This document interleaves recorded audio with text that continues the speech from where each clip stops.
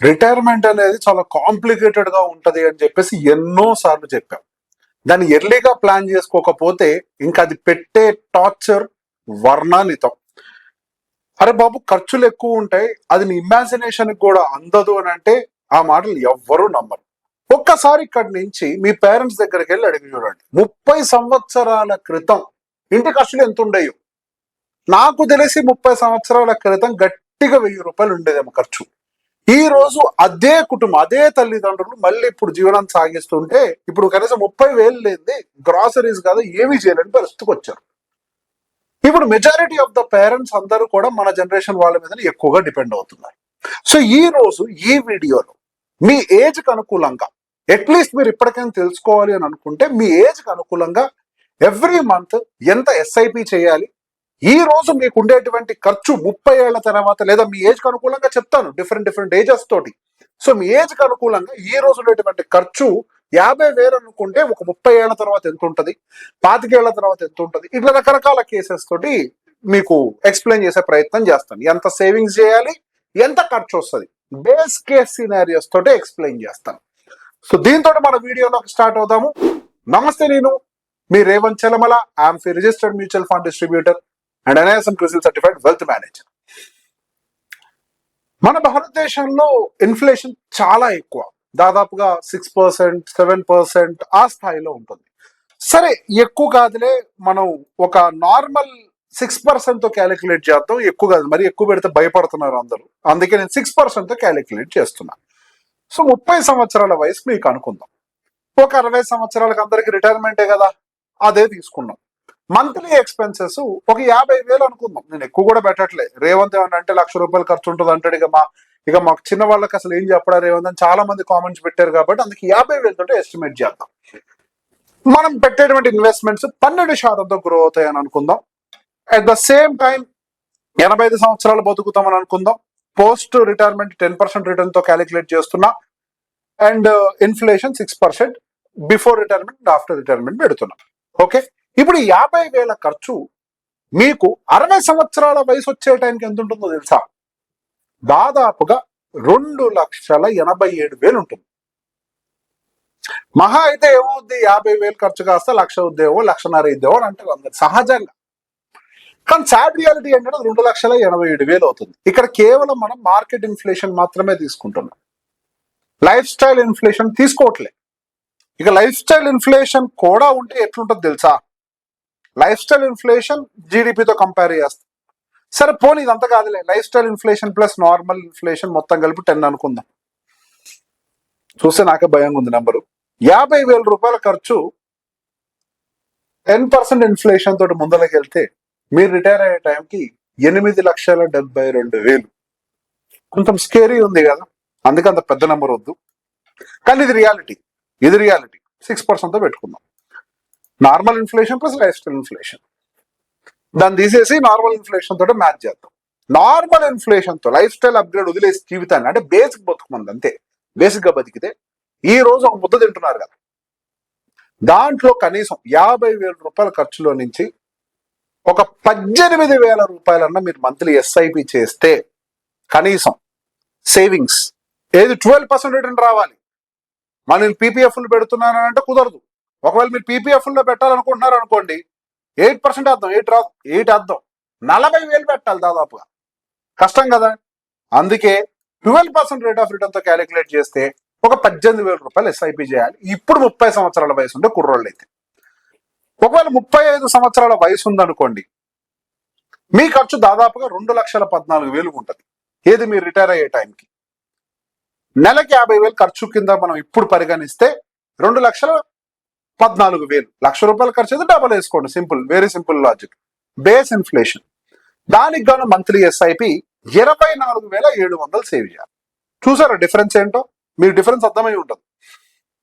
ఇందాక 30 సంవత్సరాల కుర్రోడికి ఏమో ఖర్చు 2,80,000, 35 సంవత్సరాల వాళ్ళకేమో రిటైర్మెంట్ 2,14,000, కానీ ఎస్ఐపి పెరిగింది.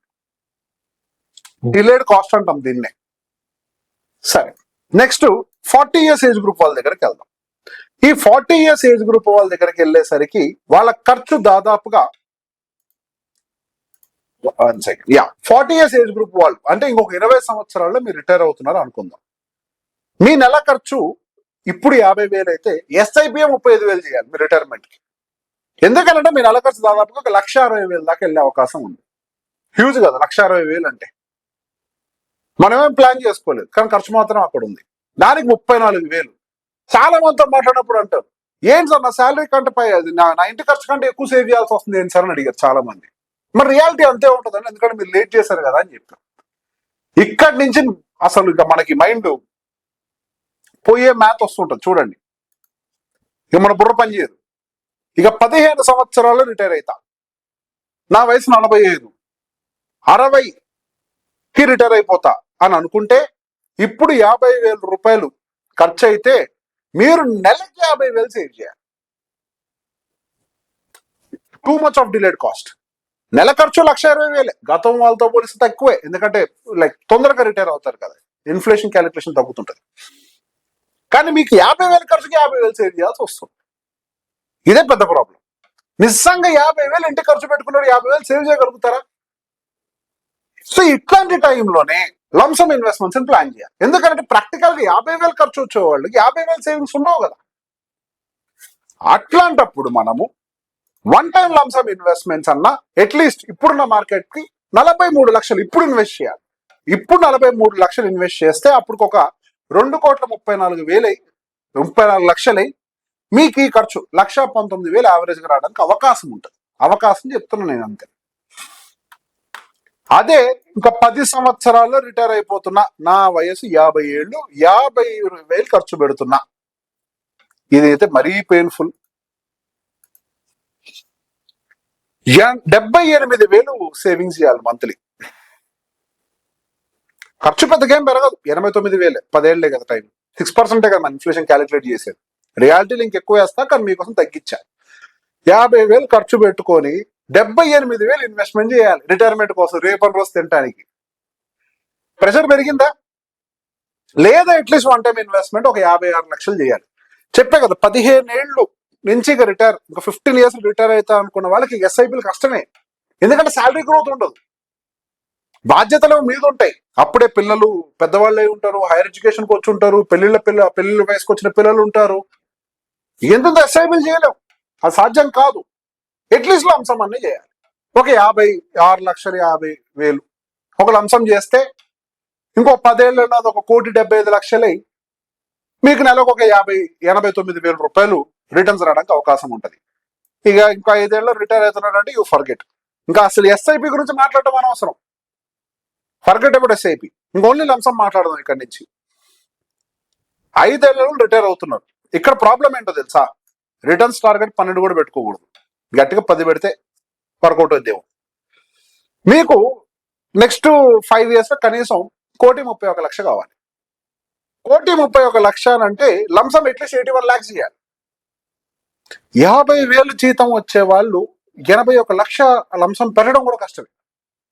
50,000 ఖర్చు ఉండేవాళ్ళు 81,00,000 అసలు లంసం పెట్టుడు కూడా కష్టమేనేమో. ఇక ఆప్షన్ లేదు, ఏదో ఒకటి మనకి ఉపయోగపడింది తీసేసైనా మనం ఆ పని చేయాలి. ఇక రిటైర్మెంట్ కి రెడీగా ఉన్నాము, మా దగ్గర డబ్బులు లేవు అంటే దీనికన్నా ముందు వీడియో చేశాను. ఇక మన పరిస్థితి అంతే, ఎంత వస్తే అంత తీసుకుని అందులో బతకాలి, లేదా పిల్లల మీద భారంగా మారాలి. వింటానికి కొంచెం ఇబ్బందికరంగా ఉంది కదా. అసలు మన స్థాయికి మించిన ఎస్ఐపీలు భారాన్ని పెంచేస్తూ ఉంటాయి. దీని మొత్తానికి కారణం ఏంటి? ఎర్లీగా స్టార్ట్ చేయకపోవడం, ఇంకో రీజన్ లేదు.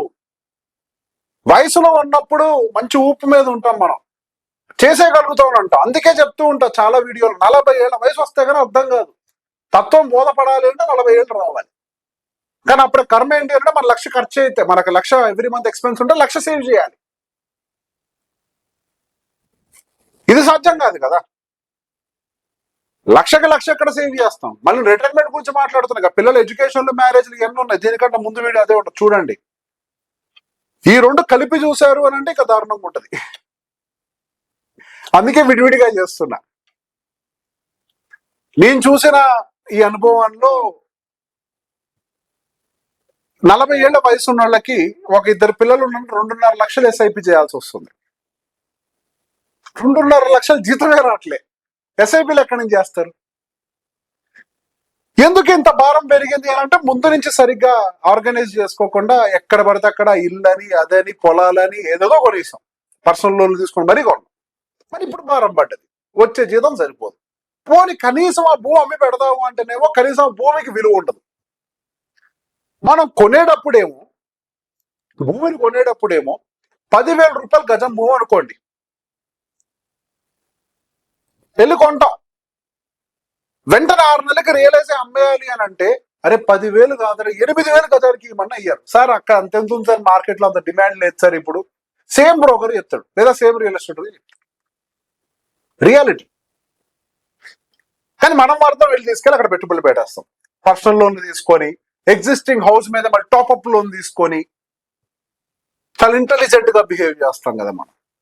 ఆ ఇంటెలిజెన్స్ ఎంత దారుణంగా ఉంటది అని అంటే కనీసం రిటైర్ అయినప్పుడు తినడానికి తిండికి మన దగ్గర రూపాయి ఉండదు, పిల్లలు చదివించడానికి డబ్బులు ఉండవు, పిల్లల పెళ్లిళ్ళకి డబ్బులు ఉండవు, సెటిల్మెంట్లకు డబ్బులు ఉండవు. వీటికి డబ్బులు లేవు కదా సార్ అని అంటే వాళ్ళ చదువులో చదువుకుంటారంట. పోటుగాళ్ళు మంచిగా మాట్లాడతాం మనం. వాళ్ళ చదువు వాళ్ళు చదువుకునే దానికి ఇంకా మనం ఎందుకు, చదువులను మనం ఇప్పియాలిగా. ప్రాక్టికల్లీ స్పీకింగ్ మన చేత కానప్పుడే ఆ మాటలు వస్తాయి, చేయగలిగినప్పుడు ఏం మాట్లాడతాం. పిల్లల చదువుల వరకు మాత్రం వాళ్ళు ఏం చదవగలిగితే, వాళ్ళు ఎంతవరకు చదవగలిగితే అంతవరకు చదివిస్తాను సార్ అని మాట్లాడతాం. వాళ్ళు చూసుకుంటారని అంటే అది మన సమర్థత. అందుకే ముందు నుంచే ప్రతిదీ ప్రాపర్ గా ప్లాన్ చేసుకోండి, చేసుకోకపోతే ఇబ్బంది పడతారు. ఈ వీడియో ఎవరెవరికైతే అవసరం ఉంటుందో వాళ్ళందరికీ షేర్ చేయండి. Thank you very much.